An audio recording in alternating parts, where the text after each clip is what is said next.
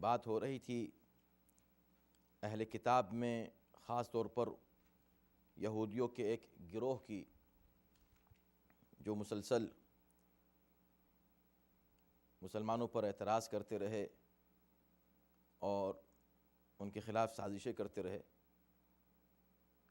اور جنہوں نے بالآخر یہ کہا کہ ان مسلمانوں سے بہتر وہ کافر ہیں اور مشرک ہیں جو بتوں کی پرستش کرتے ہیں۔ اب یہاں آیت شروع ہوتی ہے اس طرح کہ کیا ان کا سلطنت میں کوئی حصہ ہے، حکومت میں کوئی حصہ ہے؟ تو اس سے کیا مراد ہے کہ کیا سلطنت میں ان کا کوئی حصہ ہے؟ چونکہ اس سے پہلے انہوں نے ایک فیصلہ دیا تھا، اپنے طور پر یہ کہا تھا کہ مسلمانوں سے بہتر یہ کافر ہیں۔ تو بعض مفسرین کا کہنا ہے کہ اس سے مراد ان کا یہ حق ہے، فیصلہ کرنے کا حق۔ یہ حق ان کو کس نے دیا کہ وہ یہ فیصلہ کریں کہ کون کس سے بہتر ہے؟ لیکن آیات کے سیاق و سباق سے اور روایات کی روشنی میں اگر دیکھا جائے تو یہ حقیقت سامنے آتی ہے کہ اصل میں یہاں ملک سے مراد ام لہم نصیب من الملک، ملک سے مراد نبوت و رسالت ہے۔ یا تو نبوت و رسالت ہے یا امامت اور خلافت ہے، اور یا عمومی طور پر سلطنت و حکومت ہے، ملک، اختیار، مملکت۔ تو اللہ یہ فرما رہا ہے کہ یہ لوگ جو اس طرح کی باتیں کرتے ہیں اور دین کی مخالفت کرتے ہیں اور نبوت کا انکار کرتے ہیں، کیا وہ سمجھتے ہیں کہ ان کا حکومت میں کوئی حصہ ہے؟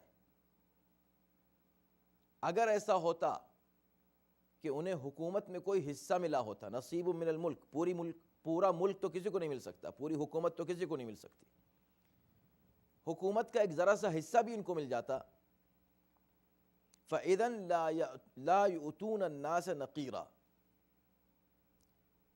تو پھر تو بڑا غضب ہو جاتا، اس لیے کہ پھر تو یہ لوگوں کو اس حکومت سے اور حکومت کے منافع میں سے اور اس حکومت کے فوائد میں سے ذرہ برابر کچھ نہ دیتے۔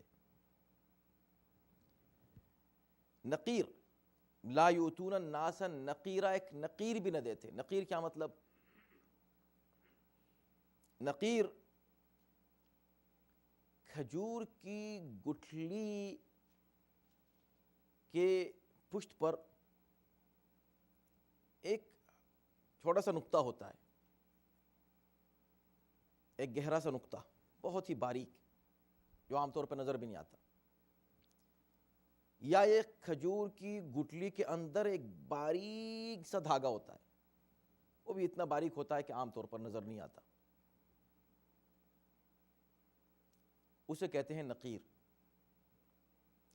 اور یہ اس لیے استعمال ہوتا ہے کہ تاکہ کسی شے کی قلت آخری حد تک بیان کی جائے، یعنی کم سے کم کسی شے کو اگر اس کی کم سے کم مقدار پیش کرنی ہو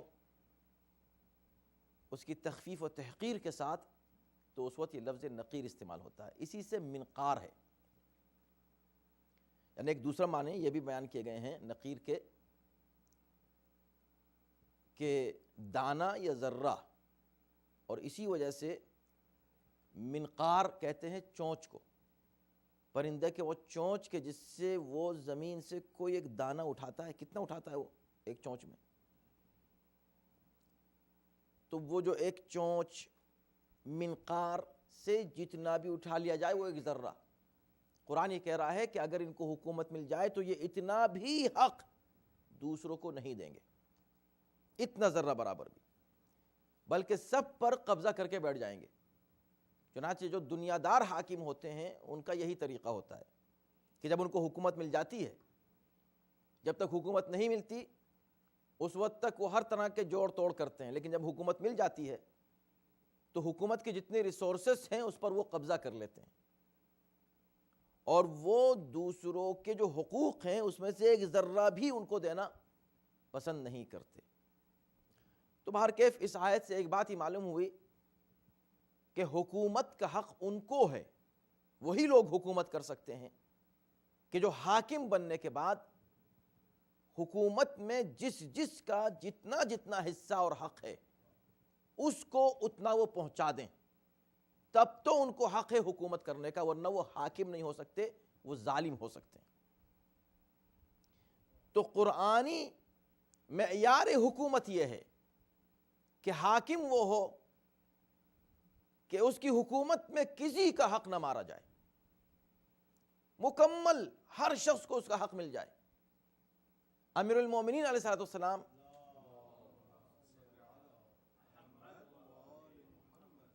رات کو سونے سے پہلے بیت المال میں جھاڑو دے کر سویا کرتے تھے۔ لوگوں کو یہ بتا کر دیکھو بیت المال میں ایک سکہ باقی نہیں رہا، جتنا آیا وہ مستحقین کو میں نے تقسیم کر دیا اور بانٹ دیا، اور عدل و انصاف کے ساتھ، اپنے لیے کچھ نہیں رکھا۔ اپنے بھائی عقیل کو ایک درہم اضافی دینا گوارا نہیں کیا امیر المومنین علیہ السلام نے، اور کسی کا ایک درہم روکنا گوارا نہیں کیا امیر المومنین علیہ السلام نے۔ بلکہ مشہور قول ہے مولا کا کہ اگر لو اعطیت الاقالیم السبع وما فیہا، اگر مجھ کو تمام یہ اقالیم سبعہ دے دی جائے، پوری کائنات، پوری دنیا، زمین پوری دے دی جائے، اور جو کچھ بھی اس میں سب دے دیا جائے، صرف اس بات کے لیے کہ میں کسی ایک چیونٹی پر اتنا سا ظلم کروں کہ اس کے منہ سے اس کا ایک دانہ چھین لوں، تو میں اس حکومت کو جو اقالیم سبعہ کی 7 کانٹیننٹس کی جو حکومت ہے، میں اس کو ٹھوکر مار دوں گا، اور ایک چیونٹی کے منہ سے دانہ چھیننا گوارا نہیں کروں گا۔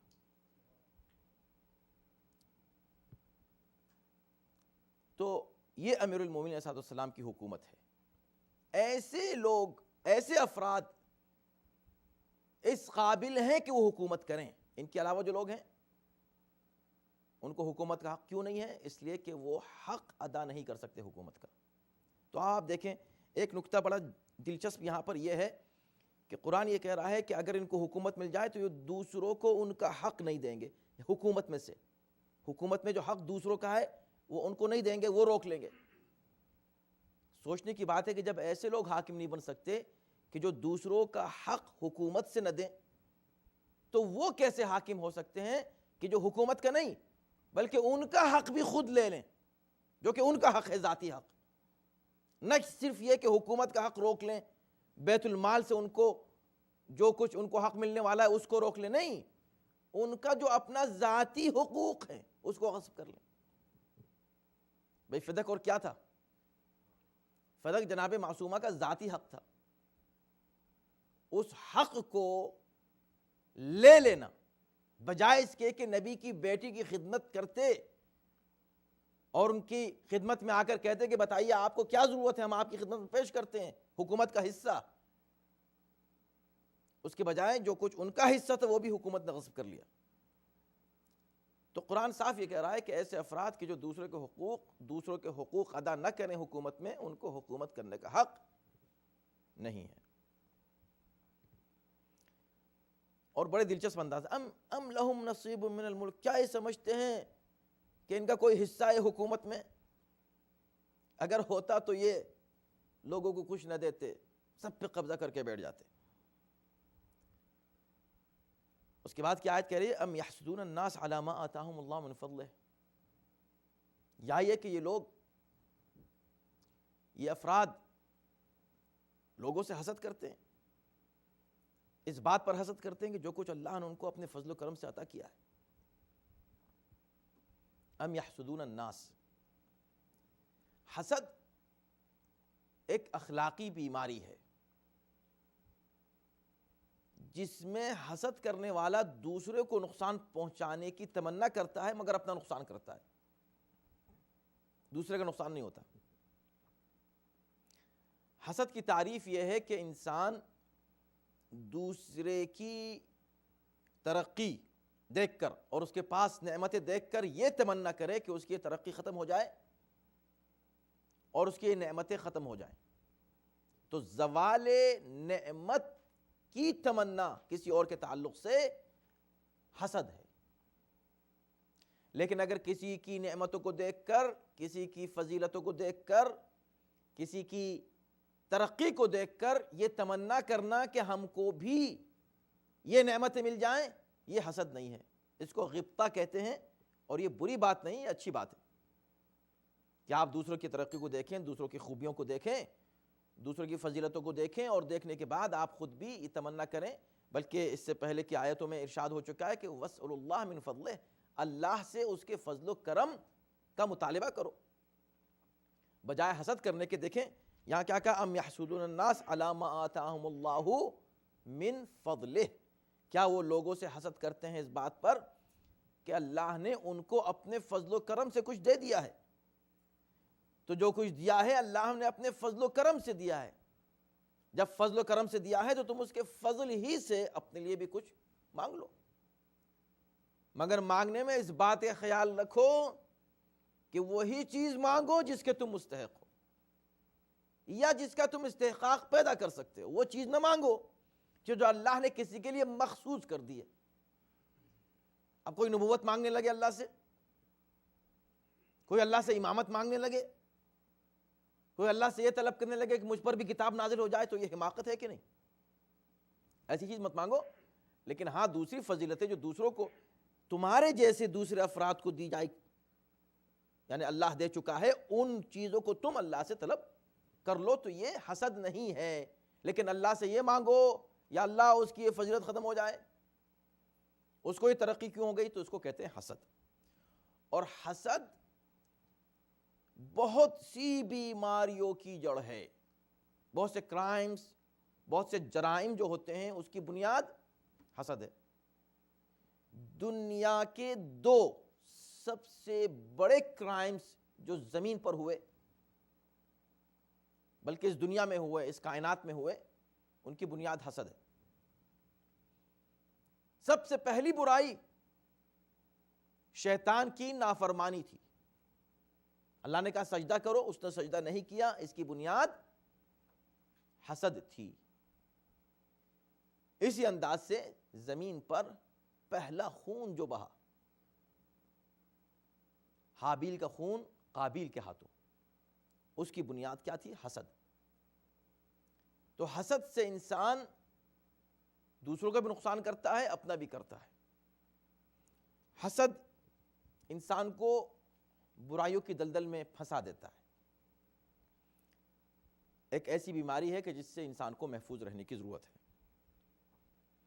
اب یہاں اس آیت میں جن افراد کی جانب اشارہ کیا جا رہا ہے، تو چونکہ اس سے پہلے بھی اسی ایک گروپ کی بات ہو رہی تھی، یہودیوں میں سے ایک گروہ جو مسلسل شرارت پر اترا ہوا تھا، اس کی بات ہو رہی ہے. تو اس بنیاد پر بعض مفسرین نے کہا کہ یہاں یحسدون الناس، یہ لوگوں سے حسد کرتے ہیں. کون لوگ ہیں جن سے حسد کیا جاتا ہے؟ تو کہا اس سے مراد پیغمبر اسلام ہے، کہ لوگ پیغمبر اسلام سے حسد کرتے ہیں کہ چونکہ ان پر کتاب نازل ہوئی، چونکہ یہ نبی بنے، اس لیے ان سے حسد کرتے ہیں یہ لوگ.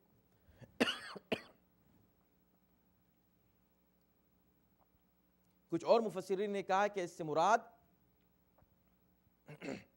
عمومی طور پر پوری امت ہے، کہ وہ جو دوسری امتوں کے افراد ہیں وہ اس امت محمدی سے حسد کرتے ہیں. کچھ لوگوں نے کہا کہ نہیں، اس سے مراد عرب ہیں. تو عجم جو کہ خود عرب نہیں ہیں وہ اس بات پر حسد کرتے ہیں کہ عربوں پر یہ قرآن نازل ہو. لیکن ان تمام اقوال کو اگر دیکھا جائے تو سب سے صحیح اور درست اور مناسب قول اور جو آیتوں سے میل کھاتا ہے وہ قول ہے اہل بیت طاہرین علیہ السلام کے وہ اقوال کہ جو اس ذیل میں ہمارے سامنے آئے ہیں. وہ کیا ہے؟ وہ ہے کہ ناس سے مراد محمد و آل محمد علیہ السلام ہے. جن سے لوگ حسد کرتے ہیں. اس لیے کہ عرب ہونے سے حسد کرنا کیا مطلب, امت محمدی سے حسد کیا مطلب. ہاں پیغمبر اسلام سے حسد ہے, لیکن صرف پیغمبر سے نہیں, پیغمبر اور آل پیغمبر سے حسد. اس کی 2 مضبوط بلکہ 3 دلیلیں ہیں. پہلی دلیل تو خود قرآن ہے, اور قرآن میں بہت سی آیات ہیں, لیکن یہ خود آیت اس بات کی دلیل ہے کہ اس سے مراد آل محمد ہے. اس لیے کہ اس آیت ہی میں اس کے بعد کا جو جملہ ہے جس میں کہا گیا ہے کہ فقد آتینا آل ابراہیم الکتاب والحکمت وآتیناہم ملکا عظیما, یہ لوگ لوگوں سے حسد کرتے ہیں کہ اللہ نے اپنے فضل و کرم سے ان کو کچھ دے دیا ہے. تو سن لیں یہ لوگ, پھر سنو, فقد آتینا, پھر ہم نے آل ابراہیم کو کتاب و حکمت دی ہے اور ملک عظیم عطا کیا ہے. آل ابراہیم کا ذکر ہے, ابراہیم کی قوم کا ذکر نہیں ہے, ابراہیم کی امت کا ذکر نہیں ہے, اور تنہا ابراہیم کا ذکر بھی نہیں ہے. آل ابراہیم کا ذکر اس بات کی طرف اشارہ ہے کہ لوگوں کو حسد آل سے تھا. تو اللہ نے کہا کہ تم آل کی بات کر رہے ہو, تمہیں آل کی فضیلتیں برداشت نہیں ہیں, ہم نے آل ابراہیم کو یہ فضیلتیں دی ہیں. تو جب آل ابراہیم کو دے سکتے ہیں تو یہ فضیلتیں ہم آل محمد کو کیوں نہیں دے سکتے. یقیناً محمد صلی اللہ علیہ وسلم ابراہیم سے بہت افضل ہے. تو آل ابراہیم کو اگر ہم یہ فضیلت دے سکتے ہیں جن میں خود پیغمبر اسلام اور آل محمد بھی آل ابراہیم میں شامل ہیں, تو ایک تو دلیل قرآن کی خود یہ آیت ہے کہ یہاں ناس یحسدون الناس, کہ یہ لوگ ناس سے حسد کرتے ہیں, لوگوں سے حسد کرتے ہیں. یہ لوگ کون ہیں؟ یہ امت نہیں ہے, نہ ہی یہ عرب ہیں, بلکہ یہ کون ہیں؟ یہ آل محمد ہیں, آل ابراہیم ہیں, جن سے لوگ حسد کر رہے تھے. دوسری دلیل احادیث پیغمبر اور احادیث ائمہ طاہرین علیہ السلام, جن سے معلوم ہوتا ہے کہ اصل میں لوگ جن سے حسد کر رہے تھے وہ خود پیغمبر اسلام کی ذات گرامی اور ان کی پاکیزہ آل تھی.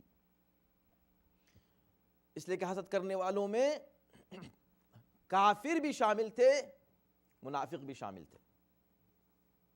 کافر اور منافق یہ دونوں جن سے حسد کر رہے تھے وہ محمد و آل محمد علیہ السلام.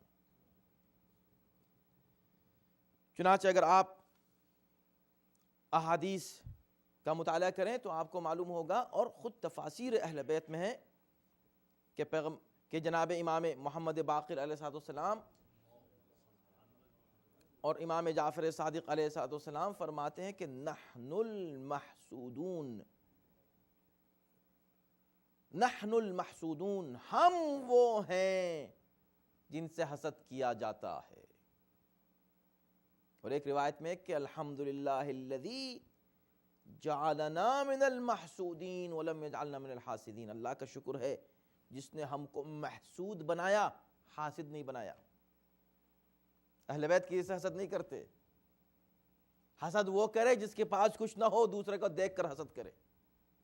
کیا نہیں تھا اہل بیت کے پاس, تو اہل بیت سے لوگ حسد کر رہے تھے. تو فرمایا کہ نحن المحسودون الذین قال اللہ فی کتابہ ام یحسدون الناس علی ما آتاہم اللہ من فضلہ, ہم وہ محسود ہیں جن کے بارے میں اللہ نے اپنی کتاب میں فرمایا ہے کہ دیکھو لوگوں سے حسد کیا جاتا ہے, یہ لوگ لوگوں سے حسد کرتے ہیں. وہ لوگ جن سے حسد کرتے ہیں وہ ہم لوگ ہیں کہ لوگ ہم سے حسد کرتے ہیں. اور اس کے علاوہ بہت سی اور دیگر روایات ہیں.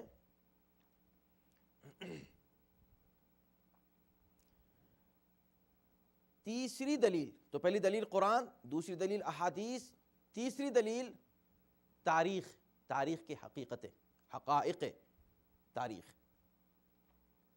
آپ تاریخ میں دیکھیں اہل بیت پر ظلم کیوں ہوا؟ کیا اس لیے کہ اہل بیت نے کسی پہ ظلم کیا تھا؟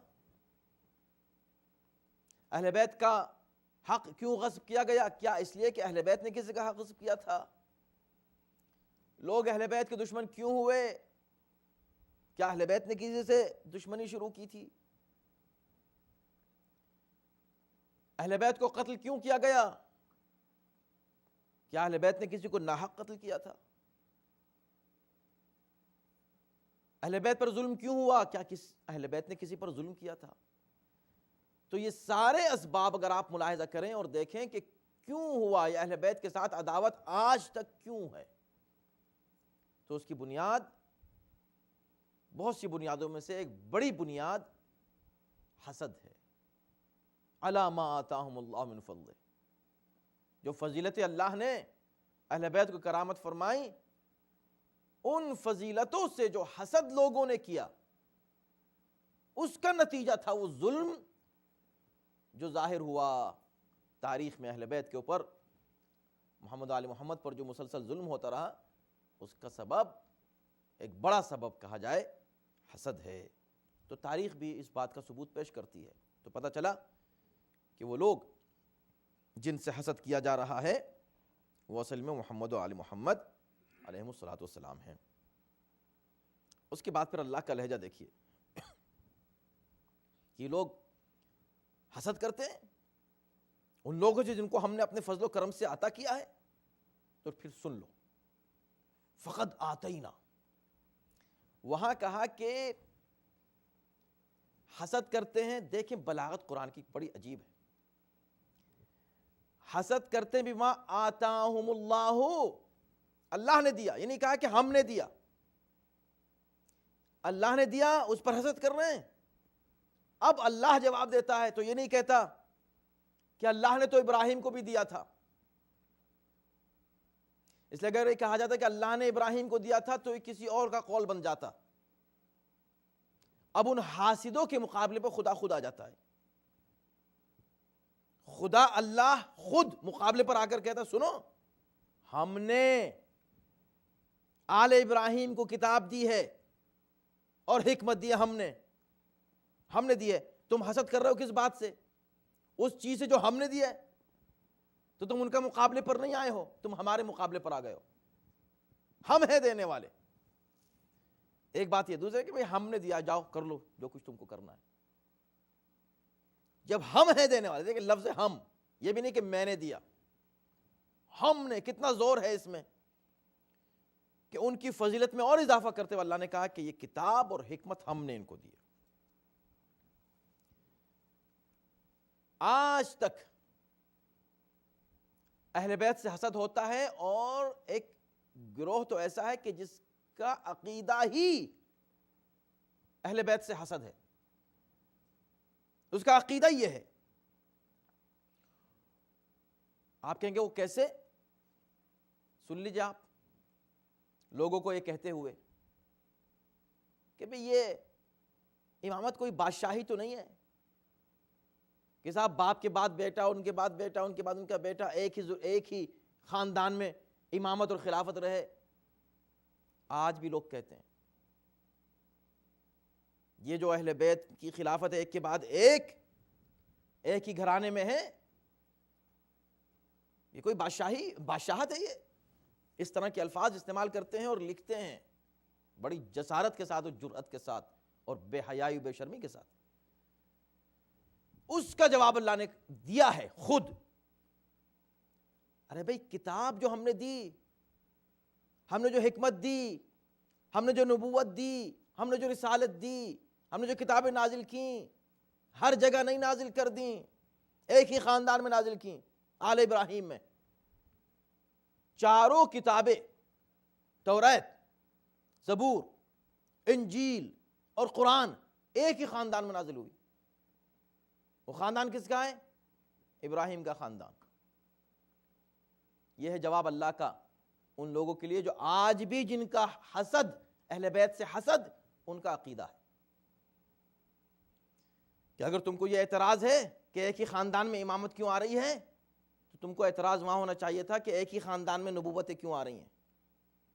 یہ ابراہیم کی اولاد میں تمام جتنے انبیاء ہیں، ایک فہرست طولانی انبیاء کی، ہزاروں انبیاء، ہزاروں، جناب ابراہیم ہی کی اولاد میں کیوں ہے؟ یہ کتاب ابراہیم ہی کی اولاد میں کیوں آ رہی ہیں؟ یہ ملک عظیم ابراہیم ہی کی اولاد میں کیوں آ رہا ہے؟ اللہ سے اعتراض کرو کہ اللہ یہ خاندان میں ہی کیوں ہے، یہ خاندان کیوں ہے؟ تو اللہ نے کہا کہ ہم نے دیا ہے، ہم ہیں، آؤ ہمارے مقابلے پر۔ تو اذان محترم، حضرت ابراہیم ایک سمبل ہیں۔ اللہ ہی فرما رہا ہے کہ جب میں ابراہیم کی آل کو یہ عظمتیں اور یہ فضیلتیں دے سکتا ہوں تو وہ نبی جو ابراہیم سے بھی افضل ہے، اگر میں اس کی آل کو فضیلتیں دے دوں تو تم کو اعتراض کیا ہے؟ اور اعتراض کر کے تم کر بھی کیا لوگے؟ آل ابراہیم پر لوگوں نے اعتراض کیا، کچھ نہیں کر سکے۔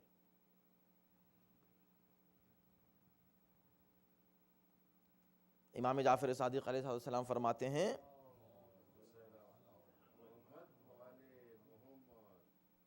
کہ کتاب سے مراد نبوت ہے۔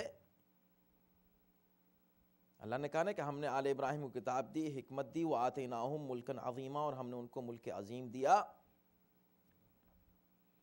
تو فرمایا کتاب سے مراد نبوت ہے، حکمت سے مراد فہم اور قضاوت ہے، قضاوت یعنی فیصلے کرنے کی صلاحیت، اور ملک عظیم سے مراد لوگوں کی اطاعت ہے، ہماری امامت اور لوگوں کی اطاعت۔ اور امام محمد باقر علیہ السلام فرماتے ہیں کہ ملک عظیم سے مراد یہ ہے کہ اللہ نے لوگوں کے درمیان امام برحق معین کیے ہیں۔ یہ جو امامت ہے یہ ملک عظیم ہے۔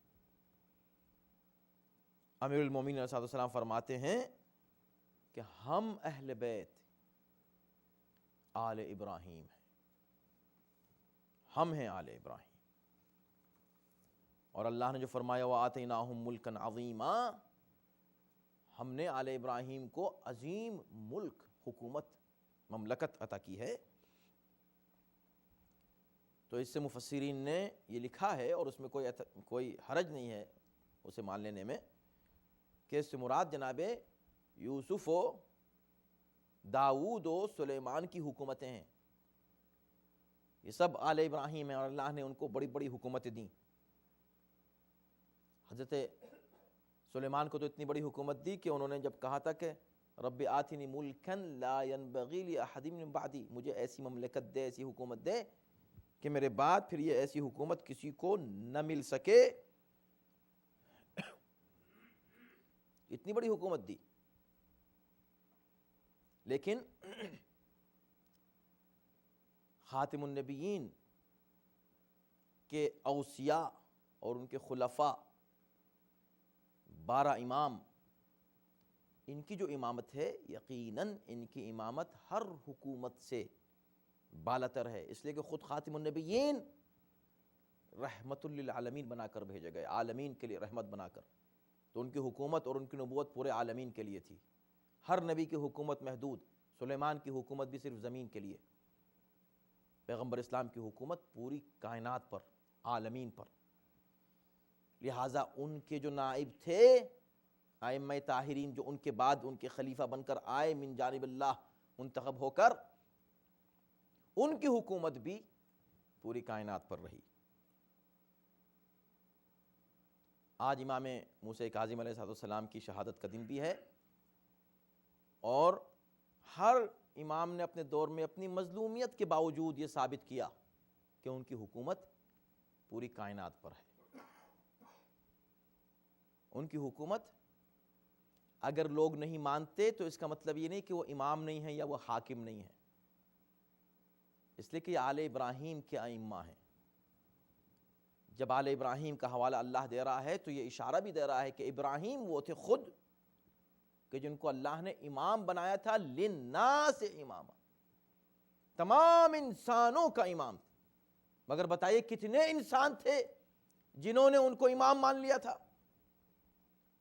لوگوں کے ماننے سے کوئی امام نہیں ہوتا، اللہ کے بنانے سے امام ہوتا ہے۔ اسی انداز سے یہ ہمارے ائمہ لوگوں کے ماننے سے امام نہیں بنیں گے کہ بھئی کتنے لوگوں نے مانا تھا امام موسیٰ کاظم علیہ السلام کو، کتنے لوگوں نے مانا؟ نہیں مانا، قید خانے میں رہے۔ ہارون رشید کو لوگ مان رہے تھے، لیکن ہارون امام نہیں تھا، امام وہ تھا جس کو اللہ بنائے۔ اور خاص طور پر ملکن عظیمہ، سب سے بڑی حکومت جو اللہ عطا کرنے والا ہے اور جس کا وعدہ اللہ نے قرآن میں بھی کیا ہے اور پیغمبر اسلام نے مسلسل کیا ہے اور اس کو تمام مسلمان تسلیم کرتے ہیں، وہ حکومت امام مہدی عجل اللہ تعالی فرجہ الشریف کی حکومت ہوگی۔ اصل ملک عظیم وہ ہوگا جو دنیا اپنی آنکھوں سے دیکھے گی۔ بہترین اور اعلیٰ ترین اور عظیم ترین مملکت اور حکومت اسلامی کا منظر اور نمونہ امام آ کر پیش کریں گے۔ اس کے بعد کی آیت کہتی ہے، آیت نمبر 55، فَمِنْهُمْ مَنْ آمَنَ بِهِ وَمِنْهُمْ مَنْ صَدَّ عَنْهُ، ان میں سے کچھ لوگ ہیں کہ جو ایمان لائے اس پر، کس پر؟ بھی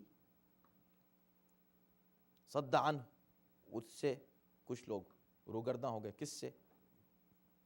تو پہلی بات ہے کہ کون لوگ؟ منہم، ان میں سے، کون؟ کن میں سے؟ کن میں سے لوگ؟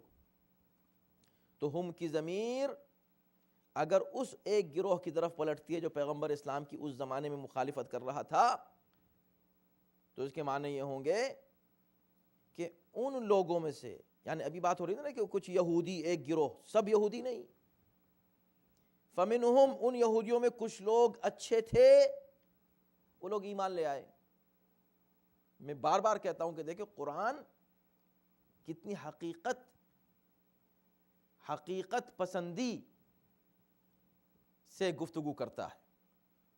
منہم، ان میں سے، اس گروہ میں سے کچھ لوگ ایمان لے آئے پیغمبر اسلام پر، انہوں نے حقیقتوں کو دیکھا، سمجھا، اچھے لوگ تھے، ایمان لے آئے۔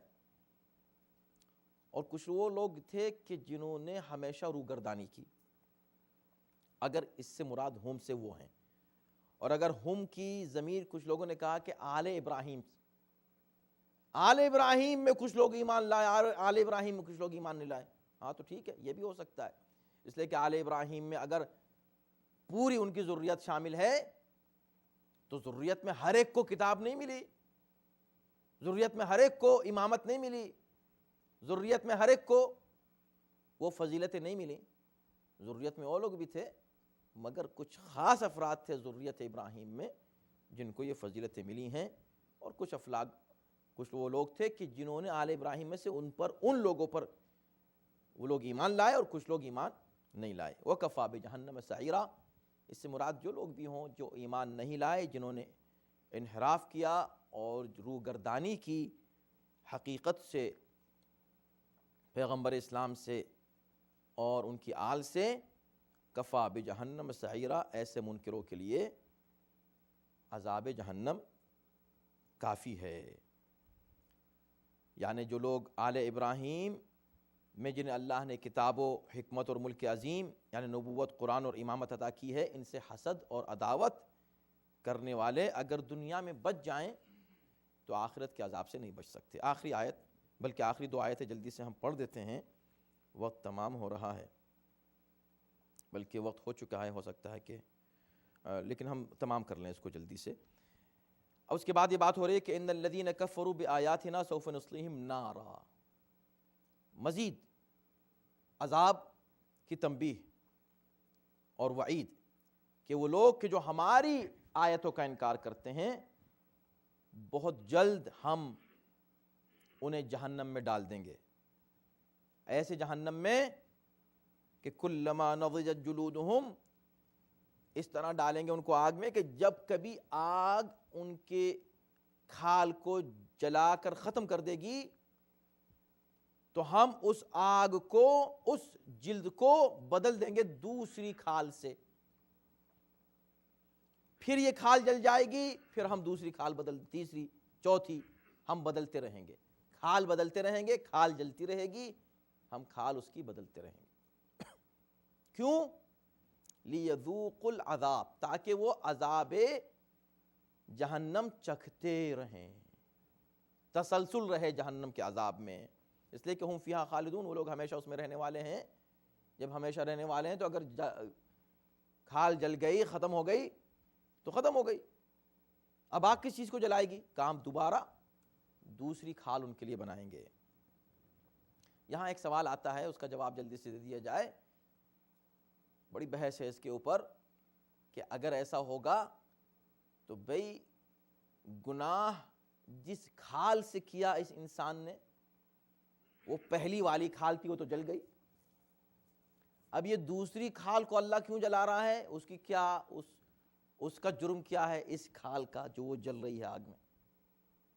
کیونکہ یہ تو اللہ نے دوسری بنائی ہے۔ تو اسی طرح کا ایک شخص امام جعفر صادق علیہ السلام کے پاس آیا، اور یہی جواب کافی ہے جو امام نے دیا ہے، بہت ہی مکمل جواب ہے، اور ظاہر ہے کہ امام کا جواب ہوتا ہی مکمل ہے، کہ جب اس نے آ کر یہ کہا، یہی اعتراض کیا، تو امام نے کہا کہ نہیں، ایسا نہیں ہے، کہ فرمایا ہی وہی غیرہا، وہ کھال وہی ہوگی اور وہ کھال وہ نہیں ہوگی۔ تو اس نے کہا یہ کیا بات آپ نے کہی کہ وہ کھال وہی ہوگی اور وہ نہیں ہوگی، یہ کیسے ہو سکتا ہے؟ کہ ایسا ہی ہوگا کہ وہ کھال جو جلے گی وہ وہی کھال ہوگی جس سے اس نے گناہ کیا ہے، اور جو بدلی جائے گی وہ کھال نہیں ہوگی جس سے گناہ کیا ہے۔ کیا آپ اس کی مثال دنیا میں دے سکتے ہیں کسی چیز سے؟ کہاں دے سکتا ہوں۔ کہا مٹی کے برتن جب ٹوٹ جاتے ہیں تو ان کو دوبارہ بنایا جاتا ہے، اسی مٹی کو یوز کر کے اسی برتن کی مٹی کو دوبارہ بنایا جاتا ہے۔ اب مٹی وہی ہے، برتن ایگزیکٹلی وہی نہیں ہے، مگر وہی ہے اور وہ نہیں ہے۔ اسی انداز سے وہ کھال ہوگی، وہی کھال ہوگی، اس کو اللہ دوبارہ اسی کھال کو بنائے گا، وہی کھال جس کے ساتھ اس نے وہ جرم کیا تھا۔ یہ ایک جواب امام کا ہے۔ اس کے علاوہ ایک بات یہ ہے کہ اصل میں جو عذاب ہوگا، عذاب کا احساس کھال کو تھوڑی ہوگا، اوریجنلی روح عذاب کو محسوس کرتی ہے نا۔ یہاں پر بھی کوئی تکلیف ہوتی ہے تو روح جس جسم کے حصے میں روح ہے وہاں تکلیف آپ کو ہوگی۔ اگر جسم کے کسی حصے سے روح ختم ہو جائے، سن ہو جائے وہ جگہ، اس پہ کوئی تکلیف محسوس نہیں ہوتی۔ اسی وجہ سے آپریشن جب کیا جاتا ہے تو اس جگہ کو سن کر دیا جاتا ہے، احساس ختم ہو جاتا ہے، کاٹتے ہیں پیٹتے ہیں پتہ نہیں چلتا کیا ہو رہا ہے جسم پر۔ مر گیا انسان، روح نکل گئی، ٹکڑے ٹکڑے کر دیں جسم کے، اس کو تھوڑی احساس ہو رہا ہے۔ روح کے ساتھ تو اصل میں روح اس کو محسوس کرے گی، لیکن روح تنہا بھی محسوس نہیں کرتی جب تک جسم نہ ہو۔ اس وجہ سے اللہ بار بار اس روح کو تکلیف پہنچے گی اس کھال کے ذریعے سے جو بار بار بنے گی۔ ان اللہ کان عزیزا حکیما، اللہ جس انداز سے عذاب دے رہا ہے اس میں حکمت الہی شامل ہے۔ اللہ صاحب قوت و اقتدار بھی ہے، اس عذاب کو کوئی ٹال نہیں سکتا، اور صاحب حکمت بھی ہے، اس میں اس کی حکمت شامل ہے۔ کوئی نہ کہے کہ وہ رحیم پروردگار ایسا عذاب دے گا تو رحیم ہے، وہ رحیم بھی ہے مگر وہ عزیز و حکیم بھی ہے۔ والذین آمنوا وعملوا الصالحات سندخلهم جنات تجری من تحتها الانہار، اور وہ لوگ کہ جو اب اس کے مقابلے پر ایک دوسرا گروہ ہے، یہ تو وہ ہیں جن پر عذاب ہو رہا ہے، دوسرے وہ ہیں جو لوگ ایمان لائے اور جنہوں نے اچھے کام کیے، ہم ان کو ایسے باغوں میں، ایسی جنتوں میں داخل کر دیں گے جن کے نیچے نہریں بہہ رہی ہوں گی، ان کے لیے پاکیزہ ازواج ہوں گی، اور گھنے چھاؤں میں ہم ان کو رکھیں گے، یعنی آرام ہی آرام ہوگا، سکون ہی سکون ہوگا، اطمینان ہی اطمینان ہوگا۔ ہم سمجھتے ہیں بات یہاں تمام ہوئی، لیکن ایک نقطہ یہاں باقی رہ گیا ہے، اس کو بھی ہم عرض کر دیں کہ یہ دو آیتیں ہیں، کہ اس ایک آیت میں ہے کہ ہم ان کو جہنم میں داخل کر دیں گے، ایک بات کی آیت میں ہے کہ ہم ان کو جنت میں داخل کر دیں گے، تو دو گروہ ہیں، ایک کو جہنم میں داخل کریں گے، ایک کو، مگر دونوں کے لیے دو الگ الگ لفظ استعمال ہوئے۔ وہاں استعمال ہوا سوف نصلیہم، سوف مستقبل کے لیے استعمال ہوتا ہے، اور جب جنت والوں کا ذکر ہوا تو کہا سندخلہم، ندخلہم، سوف اور سین دونوں آتے ہیں مستقبل کے لیے، لیکن اچھا سوف دونوں مستقبل قریب کے لیے آتے ہیں، مگر سین بالکل قریبی مستقبل، یعنی فوراً کوئی کام کرنا ہو تو اس کے لیے آتا ہے سین، سندخلہم، سوف ندخلہم نہیں، سوف کچھ تاخیر سے اگر کوئی کام کیا جائے مستقبل میں تو اس کے لیے سوف استعمال ہوتا ہے، تھوڑا ڈیلے کر کے۔ اب آپ دیکھیں، جب عذاب کا ذکر کیا تو سوف استعمال کیا، جب رحمت کا ذکر کیا تو سین استعمال کیا، جس کا مطلب یہ ہے کہ اللہ کی رحمت اس کے غضب پر غالب ہے، اللہ کی رحمت پہلے آئے گی، عذاب بعد میں آئے گا، تو جن کو انعام ملنے والا ہے ان کو انعام پہلے ملے گا، عذاب پھر بھی ڈیلے ہوگا، یہ بھی اللہ کی رحمت کا ایک تقاضا ہے۔ پروردگار عالم ہم لوگوں کو اس گروہ میں شامل فرمائے جس کی تعریف فرماتے وہ فرماتا ہے سندخلہم جنات تجری، صلوات